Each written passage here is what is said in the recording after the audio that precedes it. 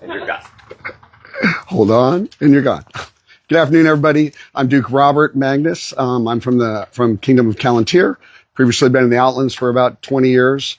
A lot of time fighting melees. I love melee fighting more than anything else in the SCA, truthfully. I got good at tourney fighting because my wife wanted to be queen. So I was fortunate enough to be able to make that happen for her. But honestly, a lot of my draw to the SCA was I came from a background of team sports.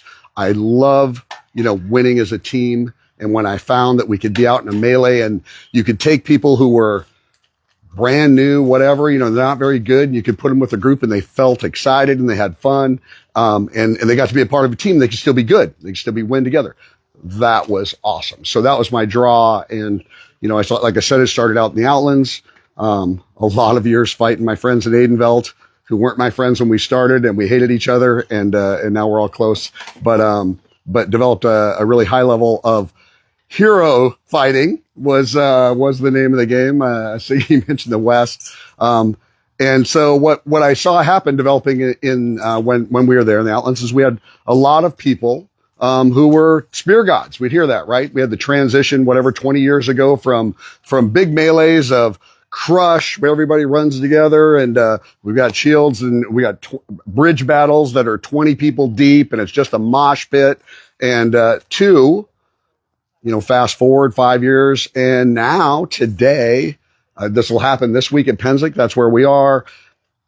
Everything will fall into a line spear battle. That's what's going to happen. I don't care what it is. On the bridges, we will make an initial charge, and literally everybody will back up to 9-foot range, and we'll start fighting. It's an interesting dynamic that's happened. I don't totally understand it, but it's kind of crazy.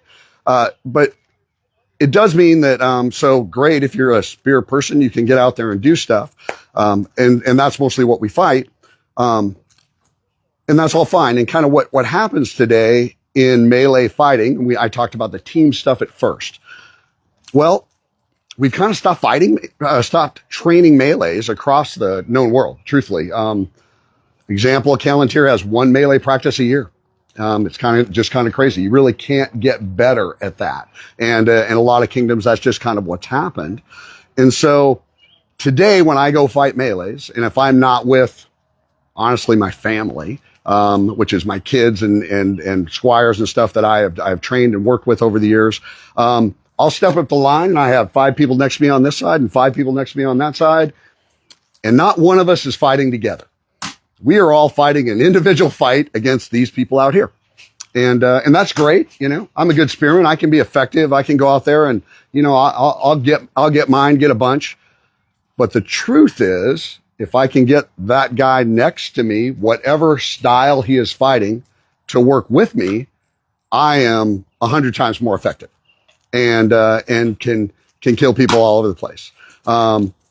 Great example of that and of how you can work together and do stuff was, and the first time I really started thinking about it was I was at a Great Western War, and we're heading up on a bridge, and we go, and Duke Miles comes up, and if you don't know Duke Miles from the West, he is 6'3", I think 6'4", right? Good sized guy, had a decent Spartan shield, and he steps up behind me and he's like, "Daddy Bobby, I've got you." And he tucked me into his lap, baby bird, stuck his shield around me, and he went, "We're going to kill everybody on this bridge." And I went, "All right." And we were facing a standard line. There was 9 or so spears and shields, 9 spears on either one, and then mix of shields and everything else.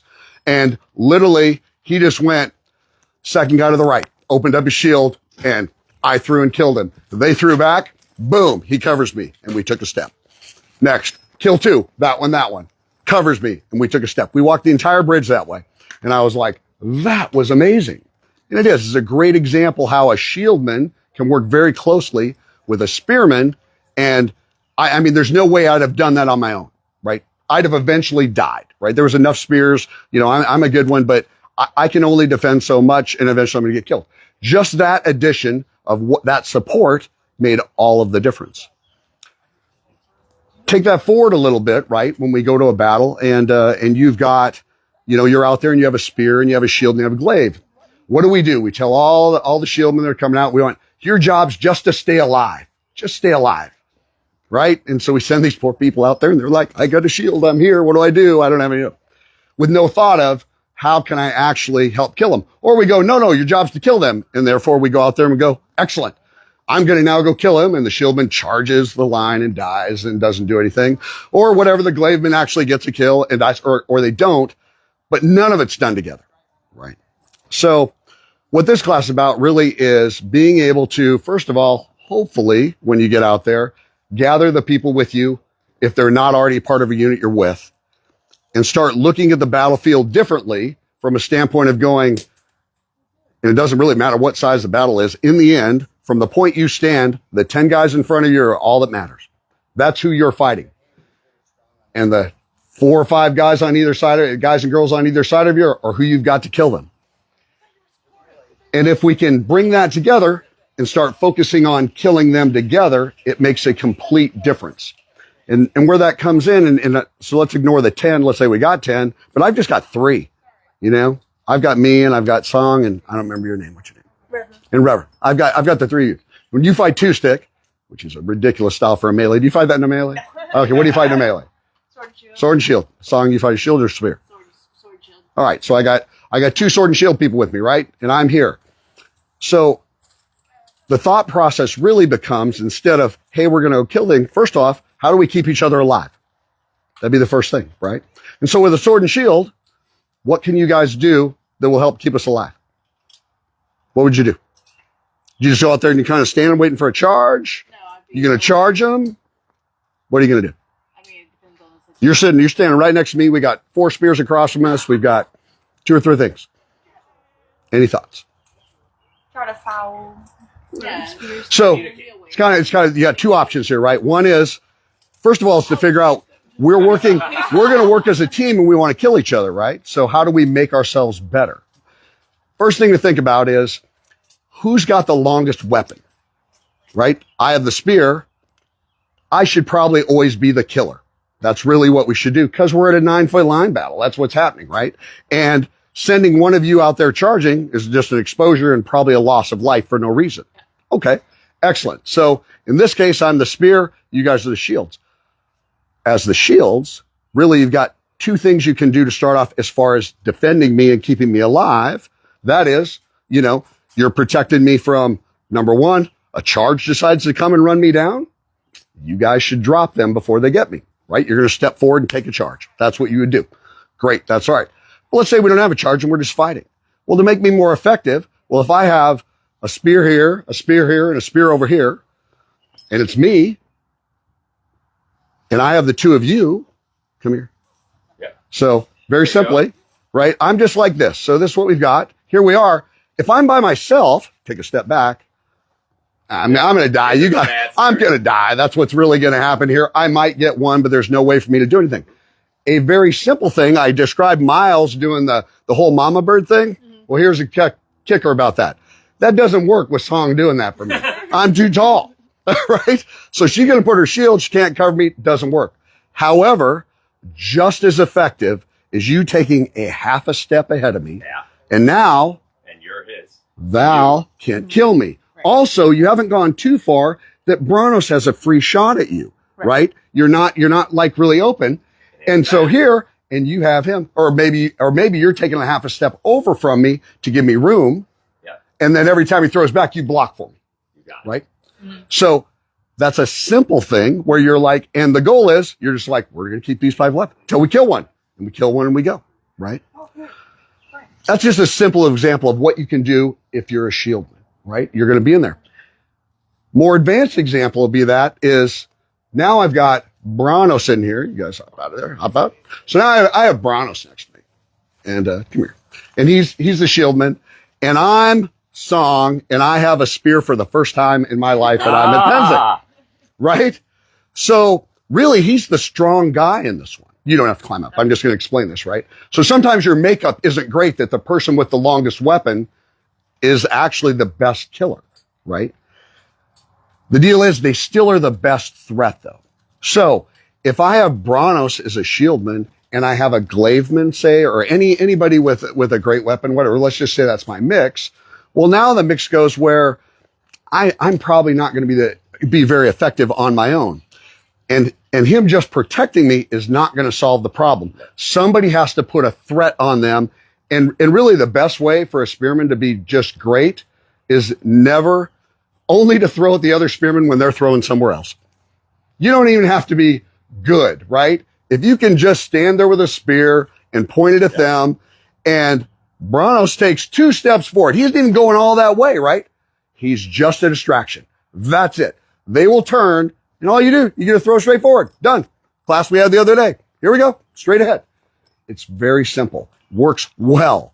But it was the understanding that I'm not going to be able to do that on my own, but he can, right? So he's going to be able to provide that distraction. Taking a step farther than that, it might be that he needs to become the killer, right?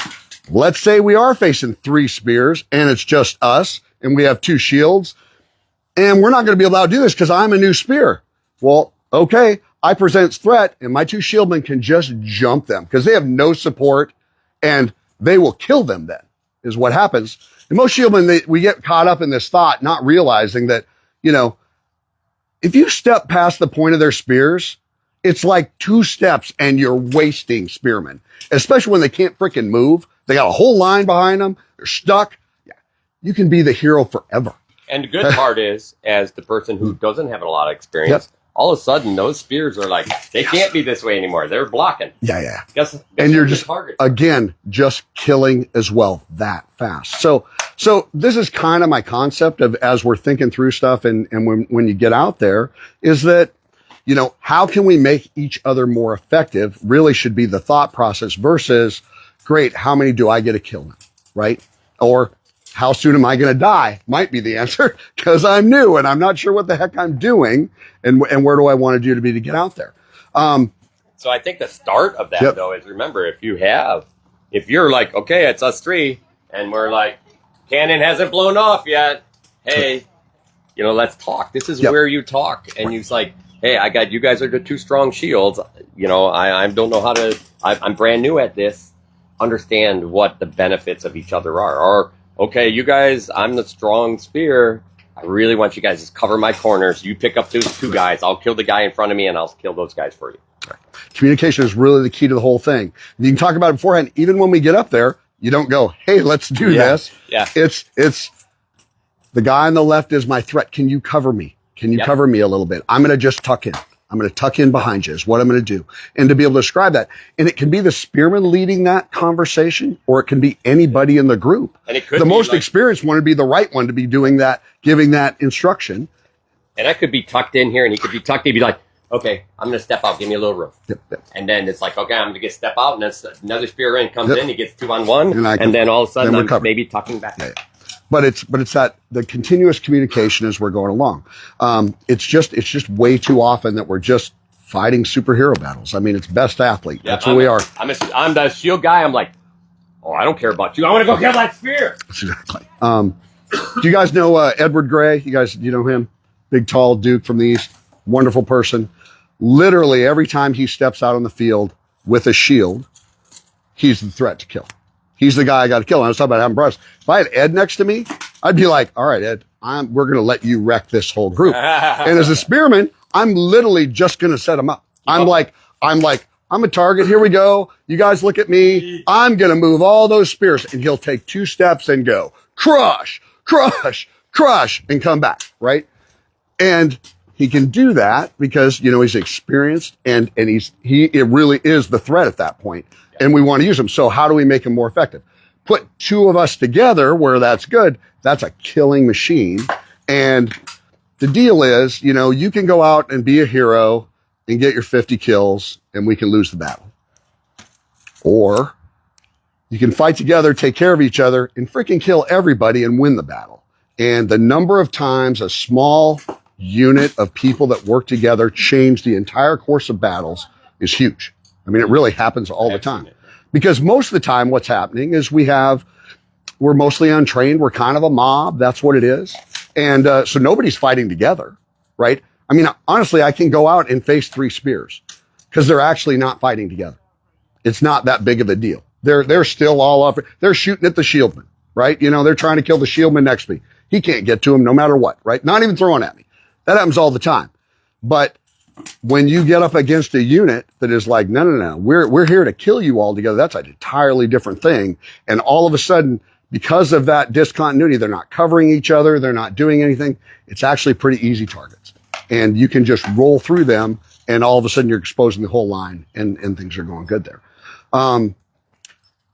The one I didn't talk so much, I talked a lot about shield and spear, and that's what we have a lot of. But we also end up a lot of times where you've got a glaive fighter, right?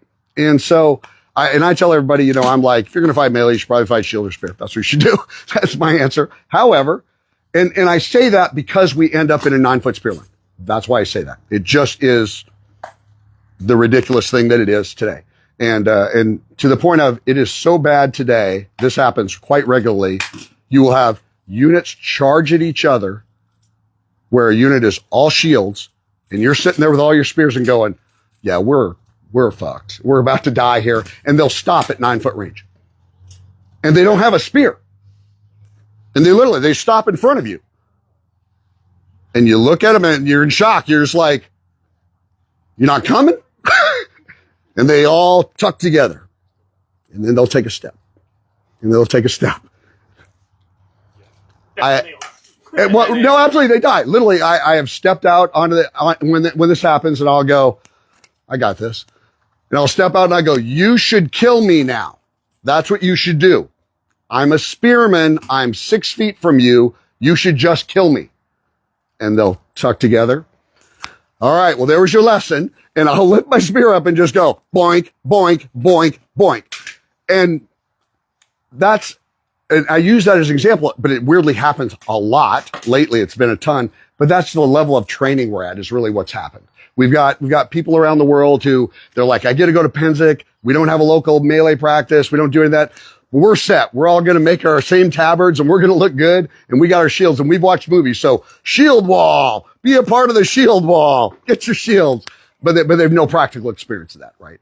And, but because the battle is mostly spears, if you're going to fight something other than a spear and a shield and a glaive, is just fine. I have plenty of friends that are more than a menace with a glaive, but realize you're not going to be fighting from the second rank. You've got to be able to defend yourself on the front line. And with a glaive, greatsword, don't care what it is, it's actually still not that big of a deal as long as you're paying attention, right? You know, because in the end, it's 9 feet away, right? And if you're watching a spear coming at you, you can block that. That's not a thing. It's only when you've got multiples coming at you that it's actually that big of a deal. So, you know, as the glaive man or the greatswordman, it's the same option here. Decide who is it. They're the long weapon in that case. So we're going to get close enough so that they can actually start thrusting or killing and doing whichever. But in most cases, they're not. Mostly we got a spear. That'd be what had happened, and that's just fine. So as a glaiveman or a greatswordman, you know, you're knocking spears down. And occasionally, you're the threat. You're the one that's going to distract. It's like they step out too far, you're reaching, and now our spearman has a free shot at him, and it's over. And just being able to kind of bring that combination together of whatever you have is really the deal as far as where you got, and going, how can we be more effective together? And not leave people kind of out of it, you know. With new shieldmen, it happens all the time, you know. And so if you're the spearman, whatever, talk to them. Just be quiet and help them along where they need to be, you know. Step a little left, step to the right. Don't block me. It'd be great if you didn't stand in front of me. That's usually a good thing. You know, because that happens an awful lot. Understand. I mean, right. It isn't the place we should be doing training, but we actually don't have an option. So it's kind of where we are. So we're doing it on the fly, and that's okay. Because the one thing that happens out of that is it just picks up. You do that once with somebody, and they're like, that was great. The number of times that I heard my Outlands superhero spearman gods go, I don't even want a shieldman around me. They just get in my way. This is terrible, right? And then we go fight together, and I got a shield, and I'm like, all right, I got you. I'm going to protect you. Guy charges, I knock him down. I cover him everywhere. We stick together the whole time, and they go, that's the first time somebody's actually stayed with me the whole time. I didn't want to shield them because they'd leave me and I'd die. I'm like, Yep, that's probably true too. That's what happened. But if you're committed, like sometimes I just want to tie a string between people and go, yep, you can't go anywhere without each other. That would be great. But that's really got to be the concept of what we want to do. And it's an individual thing, right? When you go home and train it, that'd be great if you have that opportunity. In some kingdoms, it actually is still being taught that way, where, when Branos taught his class the other day, it was actually great. He was teaching a spear class, and it wasn't trying to teach a concept. He was stating a fact. He said, oh, we have 3 spears. We stay as a unit. We step as a unit. How effective is that? How threatening is that when we are as a unit? Is that what's more of a threat? Because he knew that's how that should be. It shouldn't be where I'm over here doing my thing and you're doing your thing and I don't even know who you are. Go do my thing, right? And your ability to be able to work together. The other thing about it that we've got is as we're able to start getting into the concept of, hey, I'm together. So, and it actually, there's a number of people when I step out on the line with a spear that I go, I have no problem. If Val is 2 to my right, I'm like, excellent. This is not going to be an issue because I know that I can give Val an opening and he will kill that person. And I don't have to talk to him about it. I don't have to go, hey, guess what's happening here? Because he has a good perception of what's happening out there on the field. He knows who the threats are. And if he knows I'm there and he said, it's like, okay, I got somebody, he kills him, I kill that guy. And all of a sudden we're rolling a whole line. It's all it takes.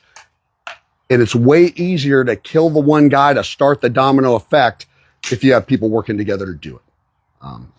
Is basically my whole theory. Yeah. With that. What else do I got? I think that's what I had on that subject. It's, I think, a long one. That's what it is. You actually had, and this is something Yep. I just wanted to make sure we got that because I really like your story and maybe this goes outside this, but I think there's a lot of people is like, how do we get there? Fair. Okay. I already have a bunch of heroes. Yep. And you brought the story about Outlands together and how you took all of them, how you bought them in. Right.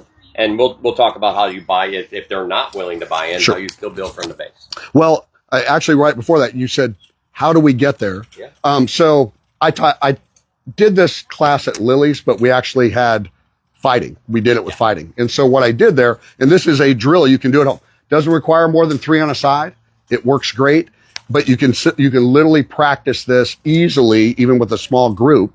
And just putting them together, first thing you got to do though, if you're going to do it, is limit it to a bridge. Like literally, it's going to be 3 wide. That's what we're going to do. Because anytime we do small melees, we can't help ourselves. We all start going, I'm going to run this way. I'm going to run this way. We're simulating that we're in a line. We're simulating working together. We need to be able to do that. So if you set that drill up from that standpoint, it works real good. And very quickly, they pick it up. And it was actually great when we were at Lily's. We had 2 or 3 new shieldmen that were out there, and we had talked all this through. And one side actually had stronger spears. There was no doubt about it. And the young shieldman, she was like, she looked over at me and she goes, "This is the time." And I went, "Yep." And she stepped up, literally took the point of the spear, moved it over, partner killed it, and she went, "I keep going, right?" I'm like, "Yep, take it to the right." And she got the next one, and her whole troop went with her, right? And it was an active thing where we got to see it, and then everybody got excited from that standpoint. As far as a culture thing, what you're talking about the story, like I said, I came from the Outlands. We had a bunch of heroes. That's what we had, and it was great. And we got an opportunity to go to an event called Calontir War Maneuvers, which was really a lot of fun. They did it every year, but we had like 8 of us. We'd take 8 of us up there, and we did this for, we went one time. We had a lot of fun, and it was myself, it was Duke Bela, it was my 2 sons, Gabe and Nick.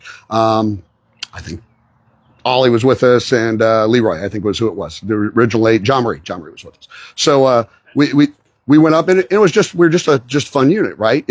And Bela's the ultimate fucking superhero, right? He doesn't want anybody around him and whatever. Yeah. But we went up there and we stuck together and we just did great. And we had so much fun with it, right? I mean, it was like, this is awesome. And even Bela was like, yeah, that was pretty cool. I admit that. That was all right. And so we did it. And what we ended up doing out of that, we got really excited. We went, you know what? We hate households. We don't really like all this stuff. That's drama, but let's create a fighting unit. We're making a fighting unit. That's where it has no rules. There's no nothing. And we want to start teaching people to do this. Let's bring more people in that we're going to do it. And we were like thinking about it ourselves. And well, how do we get people to join us? We said, well, first of all, they're going to see us winning. And that's exactly what happened is we'd go out and we would fight as a unit and we would do well. And they're like, I'd like to do more of that with you. And I'm like, well, cool. You can be part of our unit, you know? And we said, but the rules are, here's the rules to be a part of our unit. You have to travel to foreign wars. You have to dress to represent your kingdom. So you got to, kingdom colors. That's what you should look like. And you have to fight in a melee with a mace and a dagger and kill somebody and have witnesses. Just one. But if you get one, then you're part of the unit. But they got into the unit and they were like, cool, I'm fighting with Octoball Storm. Oh, I'm fighting with Octoball Storm.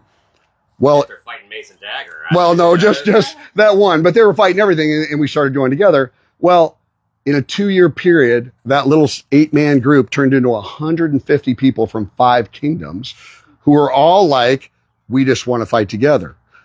I told His Grace Donegal this story, and he goes, so you literally tricked the Outlands into being an army because you made a fun group. And I went, yes, that's what I did. I made a fun group that it was exciting to fight together and win in a melee, and everybody went, I want to be a part of that. And we just turned it into the Outlands Army. And every one of them had to fight mace and dagger. Just once. At least kill one person. At least kill one So they all had something in common. What if you killed someone else who had a mace and dagger? That'd be fine too. That'd be fine too. But honestly, the big thing is just within your own groups. And when I got to Calontir and we started talking about this, we have armies and we have the concept of big armies. And I know Mid-Rome does and everything like this. And we're like, we're going to organize so everybody can fight with whoever. The truth is, if you're going to start out with are you guys all friends? You guys fight together. How about that? You guys fight together because the people you hang with, the people you normally fight with, you will just naturally gel with them. And then you can bring onesie twosies into that group that aren't part of it and they will figure out a gel. But when you have 8 or 10 people who sort of know each other and you go, well, we got a sergeant we don't know. That all works if you're doing like serious military training. You have time to bond, but you don't get a bond in the 30 seconds before the battle is what it really is. But if you got a local group, right, you got your little household, whatever, and you go, we're going to every melee practice and we're going to fight together. And this is what we're going to do. We're going to fuck everybody up. Sorry about that. I'm talking about right. We're going to kick everybody's ass. And, right. And when we don't, we're going to talk about how we did it and let's figure out a better way to do that. It'll bring up, first of all, you'll have a lot of fun and you'll win a lot. That I will tell you that because you're fighting against a whole bunch of people that aren't doing any training. But the other side of it is people will want to do it as well, right? They'll go, everybody loves success, right? Everybody likes to go see somebody go out and kick someone's ass. And like to see that bond people have. They want to be part and that's actually more of it than anything else is that bond. We want to be together is what that is. So, that's pretty much what I got on that subject. Great. Anybody got any thoughts, questions, or anything you want to say? How do I get to be as cool as you? You were. You were. Yes. That helps. You're going to have to. I think that ship has sailed. That ship has sailed. Because one thing I think that is like even more basic. Yep. Which is that